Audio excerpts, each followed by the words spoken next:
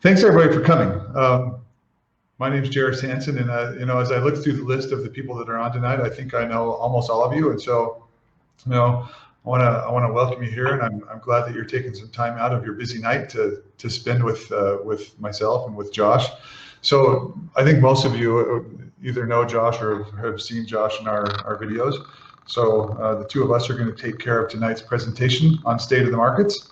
We're co-founders at Retirement Planning Center here in Loveland.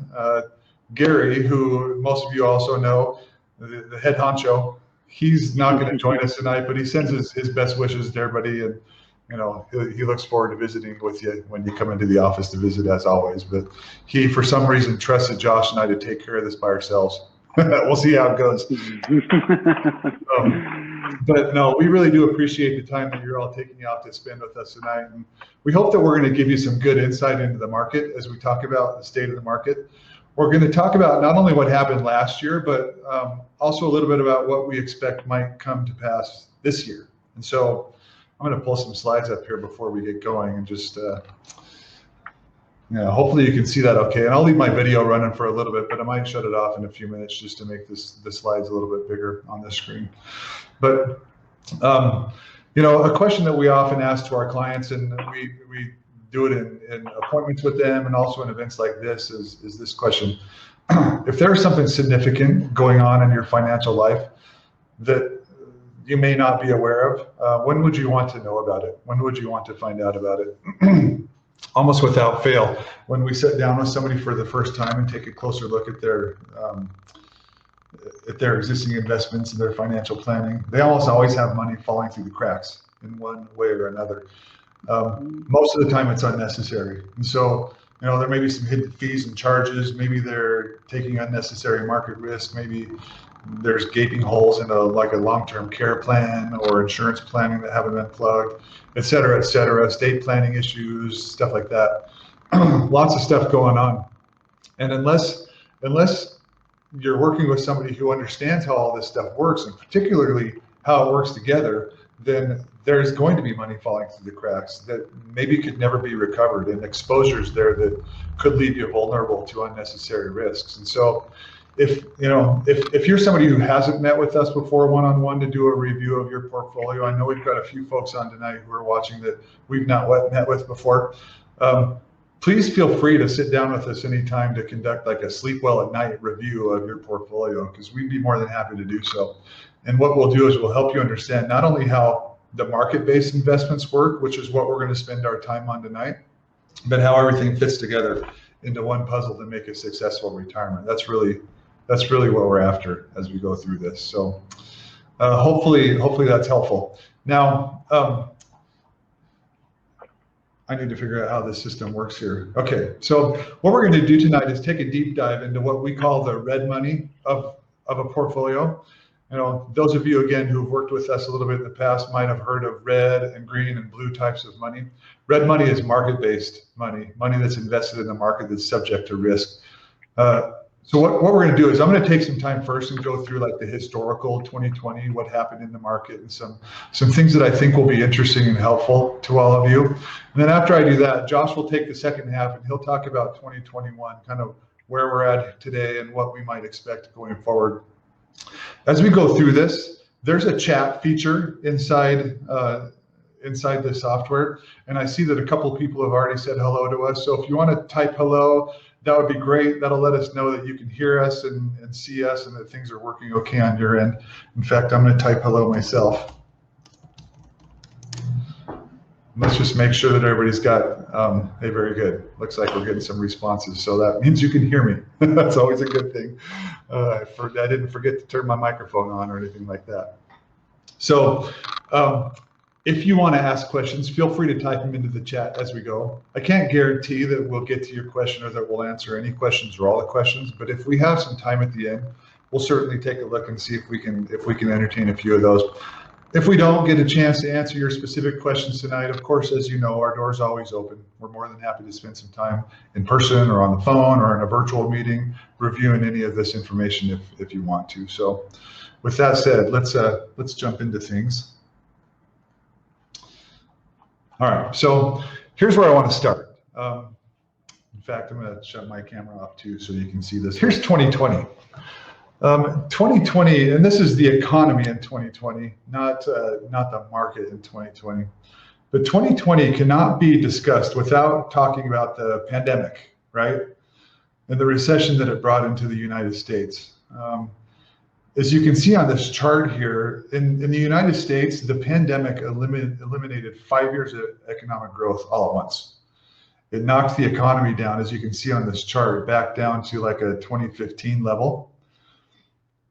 And what's happened since then is it's come back quite a bit to the point where, you know, we're back to about a 2019 level right now. So we've made up quite a bit of what was lost, but we believe that the impact of this pandemic is not over, and that there's some consequences that will likely last for several years to come as the U.S. recovers from what went on. Now, here's something that we find interesting, though. In spite of this global recession that we entered into last year, and that we still seem to be climbing out of, the stock market hit all-time highs at the end of last year and continues to climb. Although there have been a few bumps lately, as you all know, but it's I don't know, skyrocketing is kind of an interesting way to put it, but that's almost what's happened with the stock market in spite of all this stuff that happened last year, which we think is really interesting. And so what we're going to dig into is why we think that occurred, okay? So one of the reasons that the market did so well is because of what we call monetary stimulus. And the next slide after this, I'll talk about government stimulus. And these are two separate types of stimulus, but both of them contributed to the stock market going up tremendously last year. This chart here illustrates the monetary stimulus that was pumped into the economy by the Fed, and actually it goes back to like 2014, as you can see here. This is the balance sheet of the Fed over time in trillions of dollars. And so, you know, if you remember back in like 2008 when we had the financial crisis, the Fed started buying up government securities in order to prop up the economy. They called it QE, QE2, QE3, QE4. Stands for quantitative easing. So they did all that back then, and as you can see on this line here, it starts to, you know, mid 2017 and 2018 and 2019, they started like what they called unwinding their balance sheet or selling some of those securities because they thought the market was back to a stable place and they could start to get rid of some of those things and make their balance sheet lower. Well, that all started and it was well and good, but as you can see, this pandemic hit mid 2020 and the Fed just completely reversed course, and they, you know, increased their balance sheet in a dramatic way as they stepped back in and they infused trillions of dollars into the market. You know, a $7 trillion balance sheet for the Fed was unthinkable even like a year ago.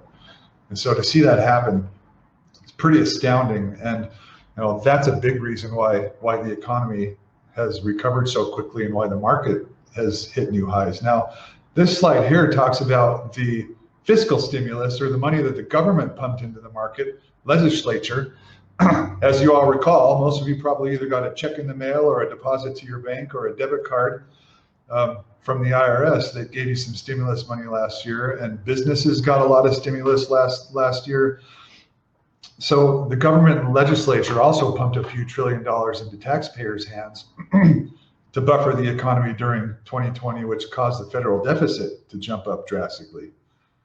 So when we look at the combined government stimulus in 2020, it's clear that this represents a huge transfer of wealth from the public to the private sector, one of the biggest ones in history. Now, anybody who knows anything about public debt, it's not really government debt, is it? It's ultimately funded by all of us, the taxpayers. So to think that they're giving us money, I think that, well, they're just returning money to me, but that's another discussion we'll have another day. But anyway, that's what happens from a fiscal perspective. Now, what this resulted in is this. So stock market dropped because of the pandemic. As you can see, we saw deep drops due to the pandemic in March and April, and it was followed by a pretty historic rise in the markets fueled by government stimulus. I'm sure many of you remember, just like Josh and I, that those days back in March when we watched the market indexes just seesaw up and down so drastically day after day. I remember over I think it was an 8-year period last March, we saw like a 7.5% up day followed by a 9.5% down a few days later and a 9.5% up and 12% down. Like, these are numbers that are historically like unheard of. It was turbulent to say the least, but this strong recovery was just as surprising, especially since so many businesses still aren't fully reopened and there's lots of people still out of work. And so, the question is, why did that happen? Well, a big portion of that was due to the stimulus from the government. And clearly in 2021, the markets are expecting some more stimulus, which is why we continue to see things going up as we go forward. Now, the rise wasn't purely due to stimulus, so I want to spend a couple of minutes putting a few things in perspective regarding the stock market in 2020, and I hope that this will be helpful. Last year, all of the major stock segments appreciated in 2020. Large cap growth stocks here on the left led the way. They're up around 33 or 34%. Because a lot of companies obviously benefited from changes in consumer behavior. A lot more people were shopping online and using technology to meet, and that caused a lot of tech stocks in particular to really look good. Now down here on the low end, large cap value stocks were the worst performing, but they are still up a couple of percent. Those value stocks, if you will, those ones have been trailing for most of the previous decade. And over history, growth and value kind of flip-flop as far as which ones perform well. So growth stocks have been pretty trendy and pretty popular for the last 10 or so years. We expect one of these days value stocks will follow suit, and they'll catch up and probably surpass growth stocks when growth stocks take a turn the other direction. So part of the natural way the market works. Now, as far as actual sectors go, here's the returns broken down by sector. As you can see, technology stocks over here on the left delivered massive returns last year, up around 42%, which is pretty amazing. Down here on the low end, we got energy stocks, which were down significantly, maybe around 32%. But for the most part, excluding energy, everything was up or very close to zero. So now I want to dig into this tech stock thing for a second. We're going to talk about the S&P 500 for the next few minutes. I want you to take a look at this picture right here. The top 5 companies of the S&P 500 were all technology-related companies. Now these percentages here are not rates of return. These are sizes of those companies relative to the overall size of the S&P 500. Okay, not rates of return. So these 5 companies, Apple, Microsoft, Amazon, Alphabet, and Facebook, they call them the FAM5 now. You might have heard of like FANG in the past, FA or FAANG, Facebook, Amazon, Apple, Netflix, and Google, which is now Alphabet. But these are the 5 that, these make up, like I said, 25% of the index all by themselves. The top 10 companies make up almost 30% of the index. This third column over, the top 40 companies, those comprise 50% of the index. So 8% of the companies make up 50% of the size of the S&P. Isn't that amazing? What that means is the other 460 companies make up the rest. And the way that the S&P works is it's a cap-weighted index.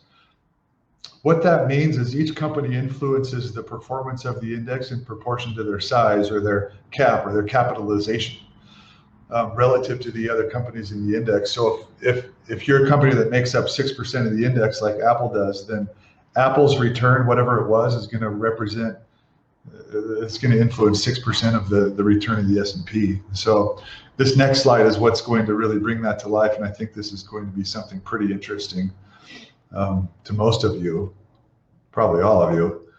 So in 2020, here's the total return on the left of the S&P 500, 18.4%. See that here? In the middle, those 5 biggest companies that I just showed you, They made up 14.35 of the 18.4% rate of return of the S&P 500. So that's almost 80% of the returns of that index. It's pretty amazing, in my opinion. And the other 495 stocks contributed about 4% to the whole index return. So here's where a disconnect often happens with investors, and we run into this sometimes with our own clients as well. If you're an investor and you've got your money spread out responsibly, it's not all focused in 5 stocks, but it's maybe broadly invested over multiple asset classes and multiple types of investments. A lot of times the temptation is to say, man, the S&P 500 was up 18% last year, but my account was only up 8 or 10 or 12%. Why is that? And here's the answer right here. This is exactly the answer. Any moderate or conservative investor, or especially an investor who is close to retirement or is in retirement and concerned about market risk, would never put all of their money into just 5 companies, especially 5 large cap technology stocks. So, when you're worried that your portfolio is not tracking with the S&P 500, that's probably a good thing.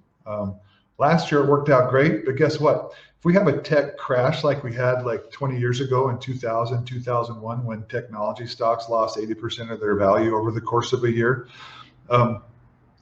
if these stocks right here make up 25% of the portfolio and they all crash, guess what's going to happen to the S&P 500? It's going to go down with it, and it could be a bloodbath if something like that were to happen in the economy. And so, we never want to see such huge concentration of somebody's portfolios in just a few gigantic tech stocks. And so that's one reason why sometimes our returns in our portfolios don't match the S&P 500. It's because of this exact principle right here. Now, when we work with our clients and their allocations, we don't mind tapping into some of this stuff for some of the money, but our philosophy, particularly with those who are close or in retirement, is to be a little bit more defensive with the way that we manage money.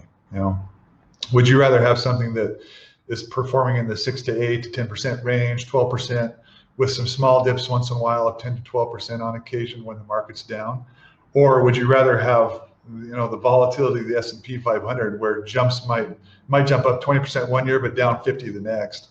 When you're retired, you really don't have time to recover from those big losses, which is why we tend to be a lot more deliberate and defensive in how we invest money for most of our clients. Anyway, so okay, I got a little off track there, but let's get back to the slides. So as far as a couple other asset classes, this is a chart of bonds in 2020. Bonds have kind of been neglected for the last number of years because they've had fairly low yields, but because interest rates dropped last year, bonds, particularly these high quality bonds, had a banner year. When interest rates fall, the value of existing bonds goes up. So as investors get nervous, a lot of them flock to bonds for safety.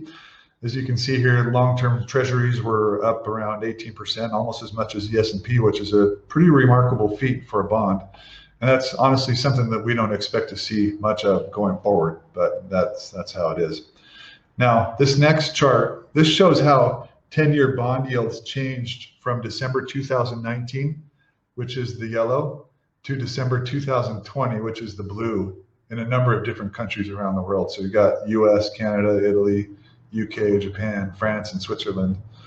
As you can see, in every one of these companies, bond yields were down.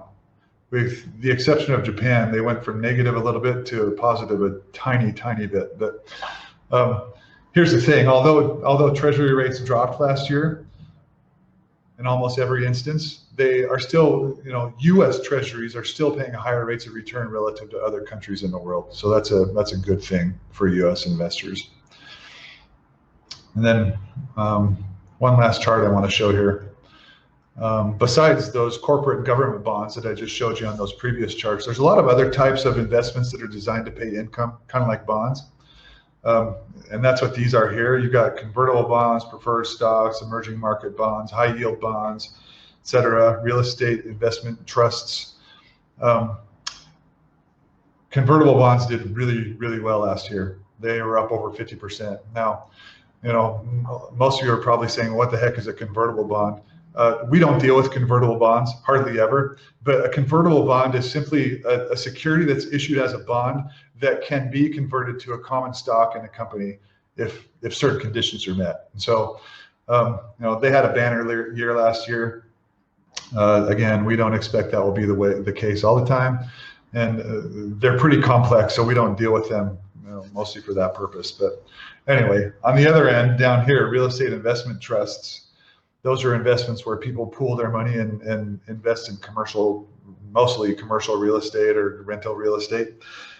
As you can imagine, the rental market has suffered quite a bit over the last year because of vacant properties mostly, and occupancy has plummeted during the pandemic, and a lot of people aren't paying their rents, and so that sector, of course, has suffered a little bit. And as the real estate market recovers, that one we expect to head back up. So, bottom line, with 2020, it was a great year, but it was also a pretty unusual year, full of a lot of surprises. And do we expect to have a repeat of that? I certainly hope not. I don't want to see 2021 look like 2020. But regardless, if you have any questions about any of this stuff that I just covered, don't hesitate to let us know, and we'll be happy to visit with you. Here in a few minutes, as we get further down the road with Josh's presentation, we're going to pop up an option on this webinar here where you can click a button and schedule an appointment if you want to have a portfolio review. So keep an eye out for that. We'll pop that up here in a few minutes, but I'm going to turn the time over to Josh now for a little bit of information about 2021. So take it away, Josh. Well, thanks so much, everyone, for being on with us. I know some of you I know and have met, not everybody, and that's okay. I'm sure in time we will meet. I want to emphasize too, and Jairus mentioned this to an extent, the purpose of this kind of market recap, if you will, where we're going, is to make you guys aware. We want to make sure that you guys are not fearful, because we know that there's a lot of questions and concerns about things right now, especially after a day like today. A little rough in the market, but you know what? It's okay. That's kind of a natural market cycle. There are some adjustments being made. So with that, we'll kind of go ahead and lay out the remainder of the agenda for the rest of this webinar. What do we expect in 2021? Well, obviously we have a new administration. That's not anything new to any of us. There are a couple themes that we're kind of keeping an eye on for investors. And the third bullet point, which you can see on the screen, is dealing with market timing. Holy cow. We get questions about that all the time, you would not believe. So we'll talk a little bit about the drawbacks of trying to do that. But just as well, we want to make sure that you have some sort of alternatives to trying to time the market, because that is a pretty lofty task, if you will, even for us. Jairus and I, we do this professionally for a living, and I'll tell you, I'm not going to lie to you, we're the worst at market timing. So we try to avoid it at all costs. So with that, I'll go ahead and turn my camera off, and we'll each of these items. Okay, so with the Biden administration, we have not only a new president, we have a Democratic-controlled Congress. So what does that mean for everybody? Well, when we look at the Trump administration that we had before, investors could see that there was a lot more emphasis on wealth inequality. And by the way, I want to make sure that we put this out there. This is not meant to be partisan by any stretch of the imagination. This is just general information as things stood or stand currently.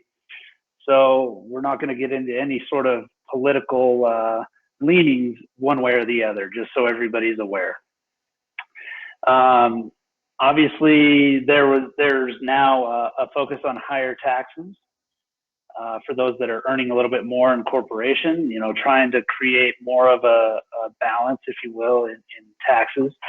We're going to be more dependent upon renewable energy as opposed to fossil fuels. That was kind of a hot button around the elections. As it stands now, they're looking at, in most folks in Jairus and my situation could look at this as a negative thing, but I actually see it as a very positive thing. We're looking at additional regulation on the financial services industry. That's a positive not only for our industry, but for you guys as investors, as retirees. This is meant to protect you. You know, and just as well, there's definitely a push, if you will. I shouldn't say definitely. It's possible that there's a push on infrastructure spending. So one thing, you know, you'll see the last bullet point on the screen right now. As it currently stands now, markets are very familiar with both Janet Yellen and Jim Powell. Jerome Powell is, you know, as he's, you know, more commonly known. So that creates a little bit of certainty, which is a good thing. The markets like certainty. So with that, let's go ahead and dive in a little bit more. Okay, so things that we want to consider as investors. There's some very important things that we need to consider, okay? Now, by the way, Jairus had mentioned this is a newer software that we're using, so if we get a little bit hung up on advancing slides, our apologies. We're still working on these things and getting familiar with it. So, so things that you as an investor should consider. Right now, as it stands, Democrats do have control over both houses of Congress, but it's a pretty slim majority. So that actually means that any sort of really partisan type of proposals or bills that they're trying to pass are likely not to go through. You know, we know that there was a lot of questions leading up to the not only the presidential election that we experienced in November, but around the special election that we just experienced in Georgia. Now, there was a lot of concern that if Democrats got control of all chambers of Congress and the presidency, that things were going to be very, I guess, scary and detrimental for our markets. But as we've experienced so far, that has not been the case because of this point that we're looking at right here. There's not a lot of real partisan issues that are going to be able to pass with ease. Okay. All right. So one of the things that we want to make sure that we emphasize is be careful what pundits, if you will, are recommending. You know, we'll look back about 4 years ago. There were a lot of experts, if you want to call them experts for that matter, that were recommending a lot of different stock sectors. They said that they would do well under the Trump administration, but now that we look back, or we look forward 4 years after the Trump administration is over, those sectors are actually among the worst performers, funny enough. So, you know, as you can see on the screen, there's a handful of those that are highlighted. You know, industrials, financials, real estate, energy, as Jairus had pointed out in one of his slides. Those were the sectors that were, I'm not going to say they were hit hard, but they didn't perform as well as every, you know, expert out there was saying. So the point of this is, you know, a great story or something that's emphasized does not always make a good investment. Okay.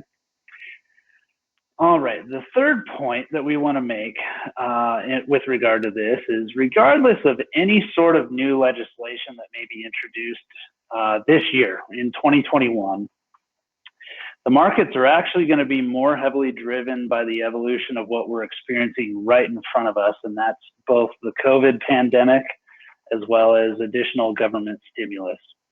Both are at the forefront of our minds. I can almost guarantee that. I know guarantee is a bad word when we're talking about markets and investing, but in terms of what we're all thinking about, it's probably safe to say that we're all very concerned about what's going on with COVID and more particularly what's being done by the government to help stimulate and grow the economy back to levels that it was previously. So those are going to be the two biggest drivers, if you will, for the investment environment going forward. Okay. And by the way, I think Jairus had mentioned, I want to emphasize this again. If there are any questions that are fairly general in nature, not specific to anybody's situation, go ahead and type it in the chat. If there's time at the end, Jairus and I will be happy to answer them. So feel free to take advantage of that. All right. So the first big theme of 2021 is, is there going to be a recession? Where is this economy going? What we do feel strongly is going to take place over the course of this year is we're going to see expansion. We're going to see growth in the overall gross domestic product. We expect somewhere between 2 and 4% growth. We feel like that's fairly reasonable, but and this is a big but, it's very contingent upon what happens with COVID. There's very strong feelings and developments that we're going to have, some sort of containment of COVID. But that said, there's still a lot of fragility out there in the market. So, we need to be cautious, but at the same time, optimistic, okay? There's definitely the possibility that we double dip into a recession, and we don't say that to scare anybody. That's not at all what we're trying to say. We just want to make sure that there is the possibility that could happen. We experienced it back in March last year, so we're almost a year removed from that. That said, even though it was a year ago, still very fresh in all of our minds. But we want to make sure that we do emphasize that progress is being made. We feel very encouraged by the fact, but that there's still some risks that are out there. Okay. So these charts here, and by the way, we're not trying to get too nerdy and geeky on everybody with all these charts and numbers and facts. We just want to make sure that you guys can understand things the way that Jairus and I and Gary see things come across our desk almost every day. And so that's why we use a lot of the information that we do.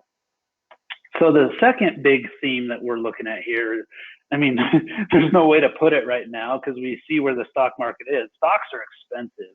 My goodness.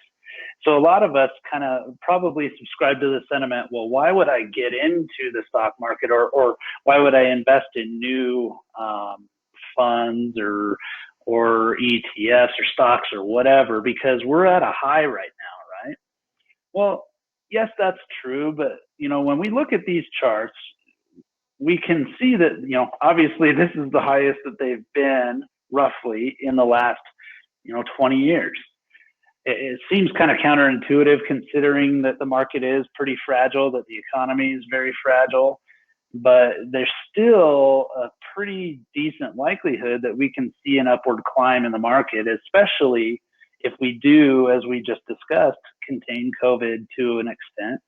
If stimulus passes, if interest rates continue to stay low, and actually, Jerome Powell just a couple days ago had mentioned that the plan for at least the foreseeable future is to keep rates low. So that's already positive. And obviously whatever happens with monetary policy going forward is going to impact the market one way or another. But, that being said, if we're buying in at these high points, there is going to be some risk involved. Okay. All right.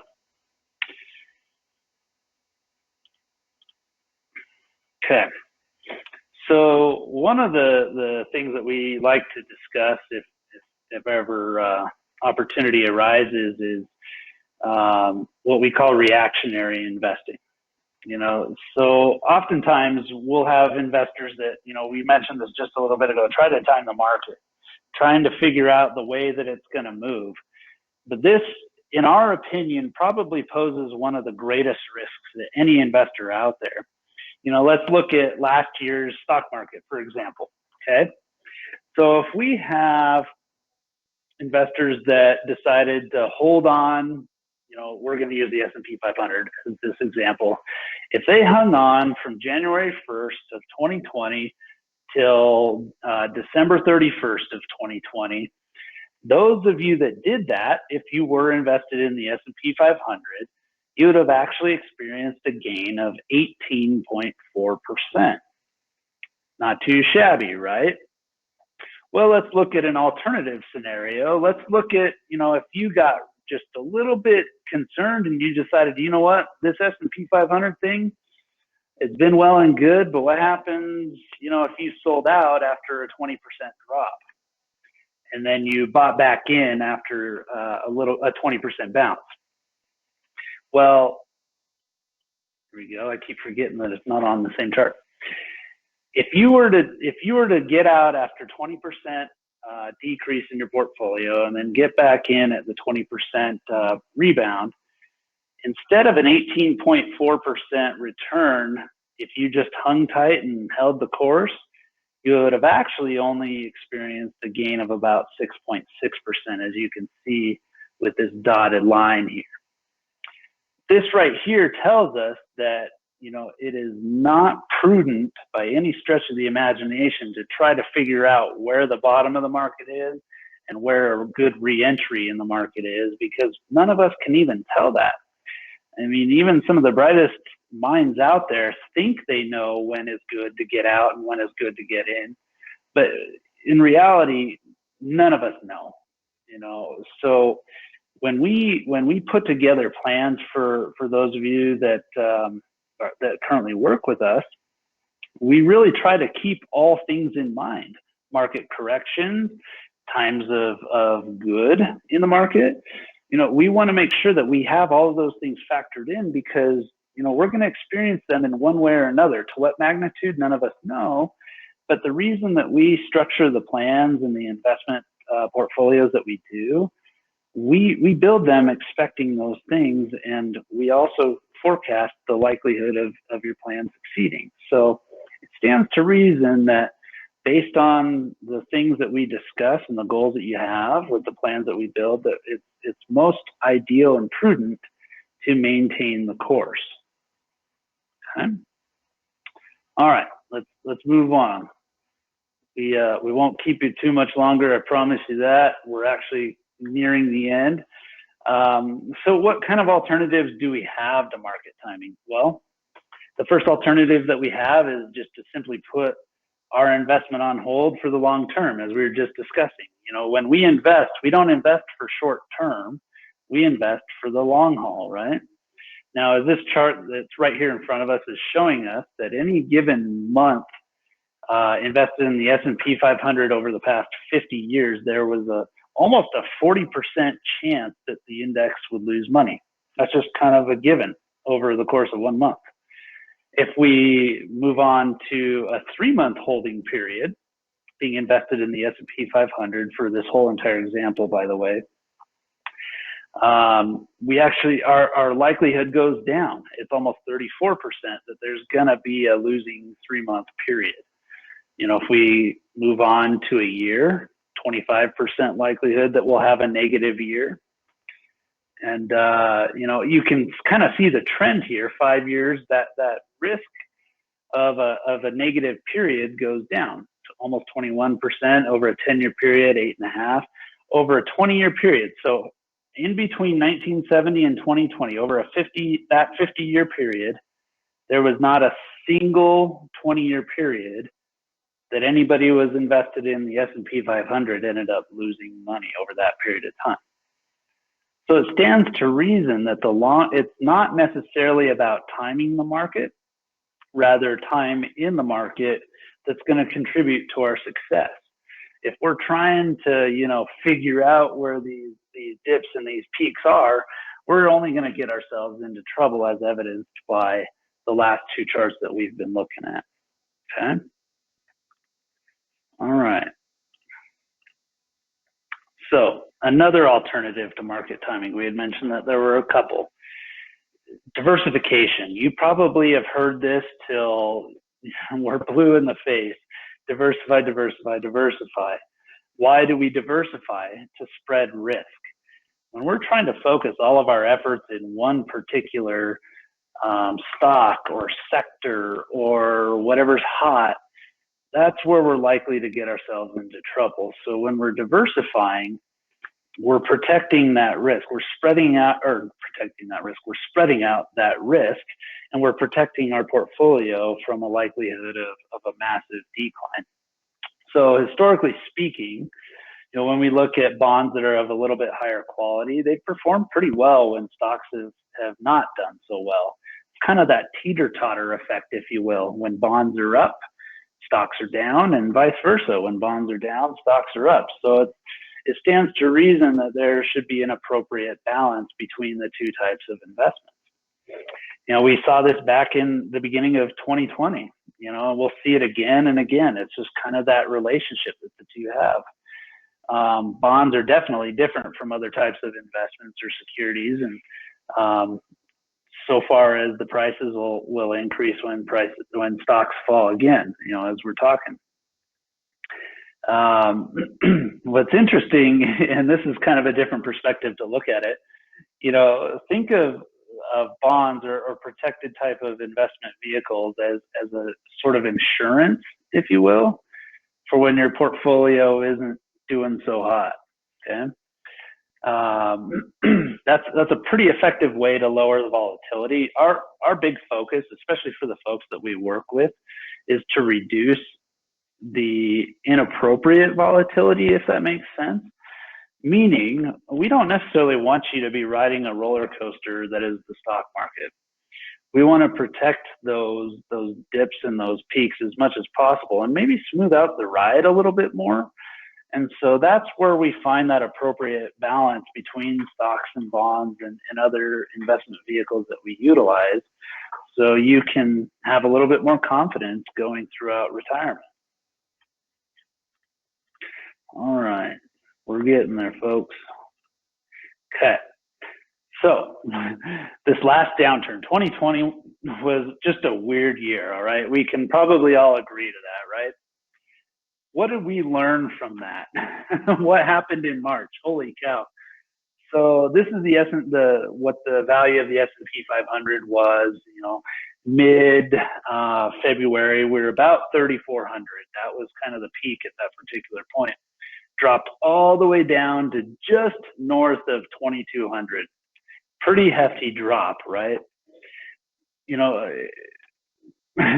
If we experience that again, and I'm not saying we will, Jairus or I we're not looking into a crystal ball and saying, hey, we're going to see another, 30% decline.